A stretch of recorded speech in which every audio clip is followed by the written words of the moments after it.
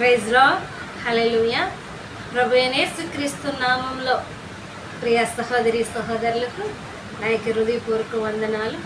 ఈ దినము దేవుడు మనతో మాట్లాడిన మాట హెబ్రీయులకు రాసిన పత్రిక 11వ అధ్యాయము 10వ వచనం.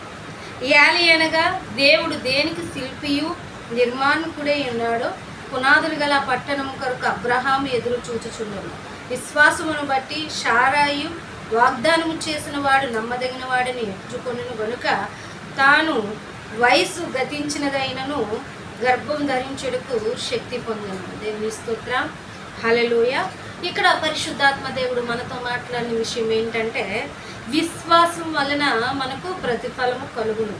అయితే ఇక్కడ మరి అబ్రహాము శారమ్మకు మరి పిల్లలు పుట్టే అవకాశం లేదు. తన యొక్క మరి వృద్ధాప్యంలో ఉన్నది, మరి యవన కాలం అయిపోయినది, మరి తన యొక్క గర్భం దాల్చడానికి అవకాశం లేదు, మృతుతుల్యమైంది.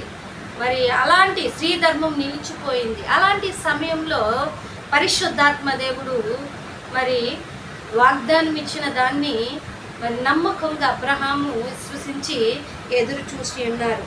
అందుకే యాలి అనగా దేవుడు దేనికి శిల్పియు నిర్మాణకుడై ఉన్నాడో పునాదులు గల పట్టణము కొరకు అబ్రహాం ఎదురు చూచుచుండెను. విశ్వాసమును బట్టి శారా వాగ్దానము చేసిన వాడు నమ్మదగిన వాడని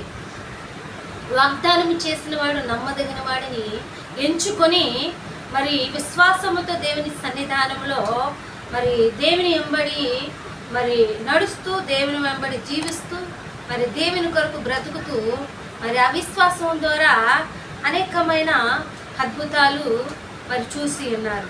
మరి సారమ్మ విషయంలో అయితే ఎటువంటి అవకాశం లేనప్పటికీ అబ్రహాం విశ్వసించాడు. వాగ్దానం ఇచ్చేవాడు నమ్మదగిన వాడని విశ్వాసముతో మనకు ఎప్పుడైతే మన దేవుడు వాగ్దానం ఇచ్చుచుంటాడో వాగ్దానం ఇచ్చిన దాన్ని బట్టి ఆ వాగ్దానాన్ని బట్టి మనం ప్రార్థన చేయవారుగా విశ్వాసంగా దాన్ని పొందుకున్న వరకు దేవునితో పెరుగులు ఆడేవారుగా ఉండాలి. ఎప్పుడైతే ఆ విధంగా ఉంటామో మనము ఖచ్చితంగా దేవుడు ఆ కృపను మనకిస్తాడండి. ప్రియ సహోదరి సహోదరులారా, ఇక్కడ స్త్రీధర్మం నిలిచిపోయింది, ఎటువంటి అవకాశం లేదు. అయినను విశ్వాసముతో అబ్రహాము దానికోసం వేచి ఉన్నాడు. మరి అనేకులు అనుకుంటారు, అయ్యో నేను గొడ్రాలిని, నాకు ఇంకా గర్భం దాల్చదేమో, నాకు ఎటువంటి ఉపయోగం లేదు, మరి ఎటువంటి అవకాశం లేదు, నాకు థైరాయిడ్, నా కడుపులో గాలి బుడగలు, మరి నాకు పిల్లల యొక్క పుట్టే అవకాశం లేదు అనేసి అనుకొనవచ్చు. కానీ ప్రియ సహోదరి సహోదరులారా, ఇదే నాని దేవుడు వాగ్దానం ఇచ్చిన వాడు నమ్మదగిన వాడు. విశ్వాసంతో మనం ప్రార్థన చేద్దాం. సాధ్యం కానిది కూడా దేవుడు సాధ్యపరిచే దేవుడు. అనేక దినములు మరి దేవుని సన్నిధానంలో మరి అన్న మొర్రపెట్టింది, నాకు ఒక కుమారుని గొడ్రాలనే ఆ కొదువును మరి తీర్చమని మరి మొర్రపెట్టినప్పుడు బహు దుఃఖాకాంతురాలే దేవుని సన్నిధిలో విజ్ఞాపన చేస్తున్నప్పుడు మరి హన్నాకు మరి మంచి బహుమానాన్ని దేవుడు ఇచ్చాడండి.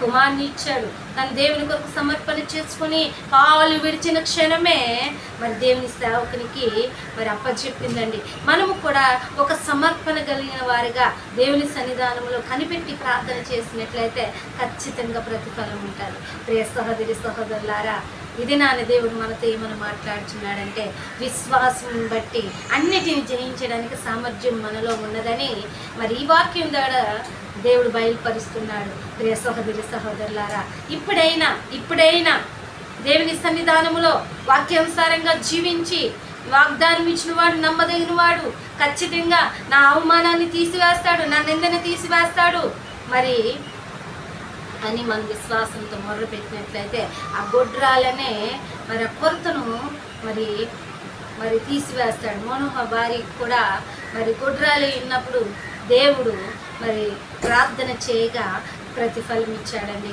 ఇంకా అనేక మంది మన విశ్వాసంతో ఎప్పుడైనా ప్రార్థన చేస్తే పొందుకొనక మరి ఉండమండి.